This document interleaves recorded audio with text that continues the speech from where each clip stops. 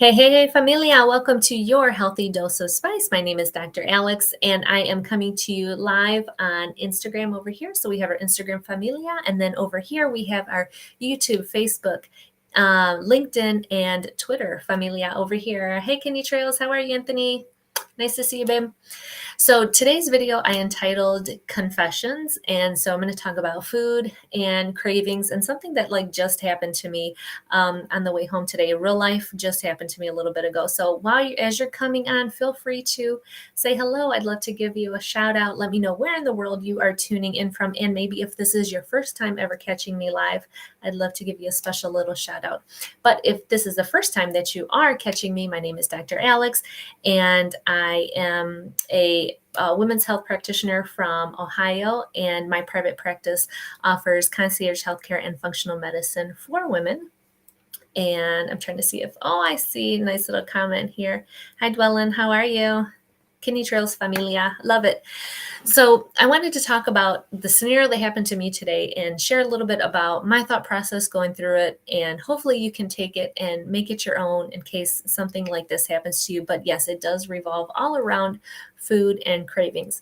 And I think maybe sometimes people look at me now at how I am and maybe think that, oh, Alex don't ever crave nothing. She don't ever want to eat no food that's bad for her or anything else like that.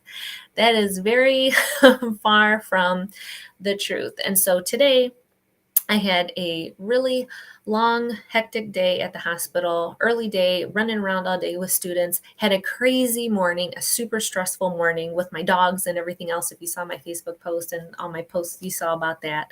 And long day. And then at the end of the day, I was coming home. And so I was leaving Cleveland Clinic. And so driving home, and there's all types of fast food restaurants all around. And man, did I want to stop and get some food so bad. And that's all I kept thinking. Every time I passed by a fast food place, I was like, man, that would be really good. Like Dunkin' Donuts, pass me a Popeyes, pass me a KFC. I was like, oh, I could just slide in there, get me something to eat in my car, go home.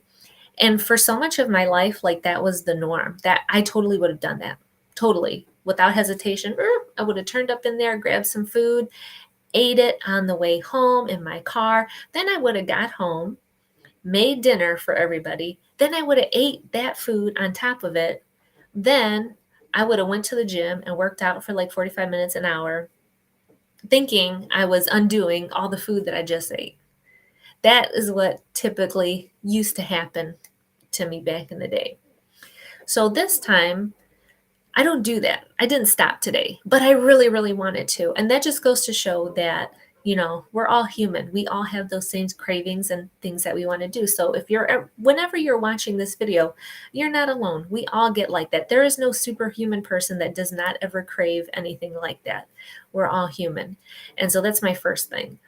And so the second thing is really it's the choices that we make. It's how are we being intentional? How are we being self-aware? What decisions are we making?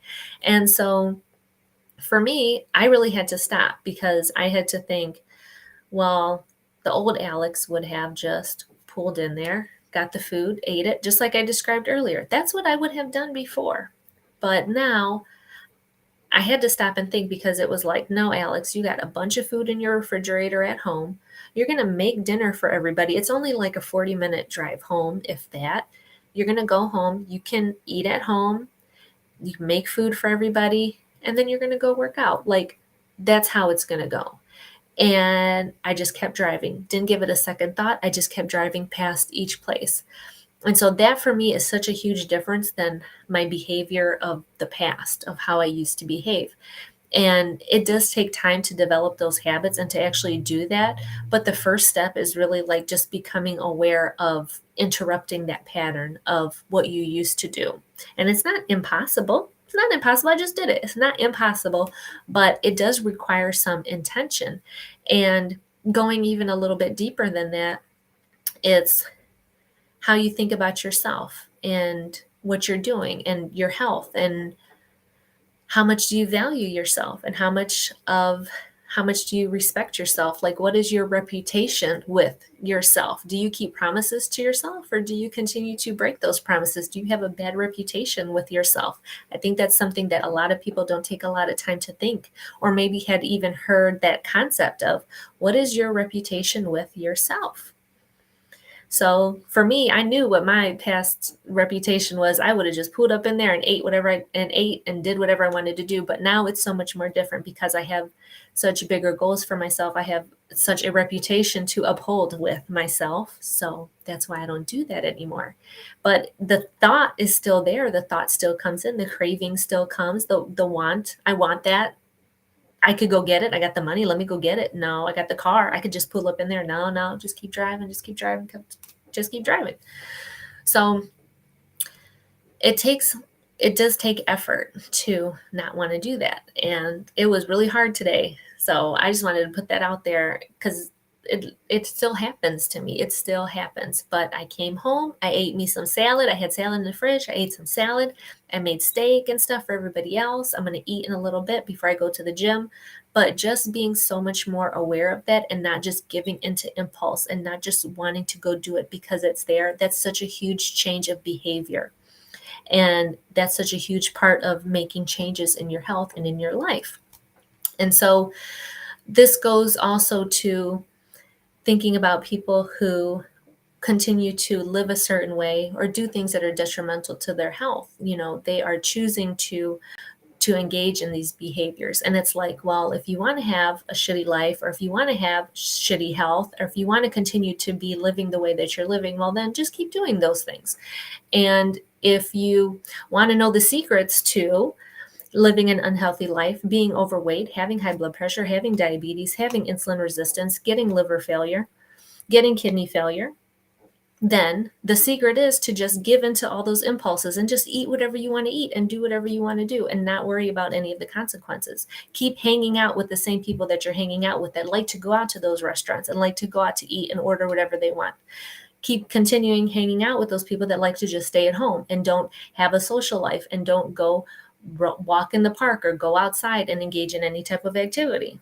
Continue to have relationships with people who let you sit in your house all day and don't encourage you to get out.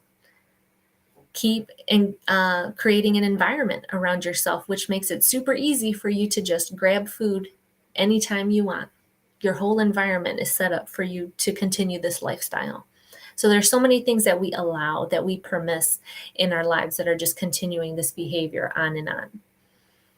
So those really are the secrets to continuing that unhealthy life. Those are the secrets. So to undo all of that, it's just do the opposite of all of those things.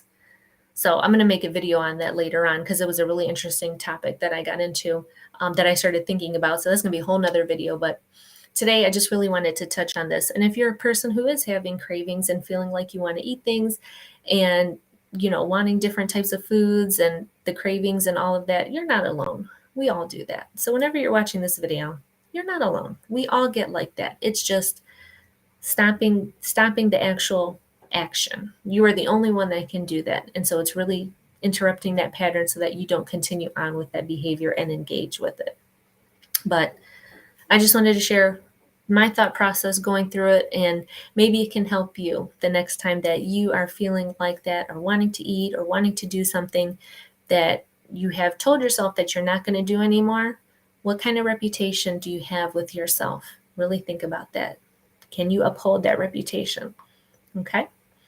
So if you are wanting to think about food in a whole new way, about how you look at food, about how you interact with food, about your relationship with food, about your relationship with yourself and with your body and your health, then definitely reach out to me. I would love to teach you more about my concierge healthcare and functional medicine for women, about the different programs that I have, and see how we can work together to really create a program that's going to help you really change all these different areas in your life around the food and your perception and your beliefs and how you interact with it and how you look at yourself and how you take care of yourself and your physical health and change all of those things for you. All right, guys, that's all I have for today. So like I always say, for a balanced life, just add spice. I will catch you mañana.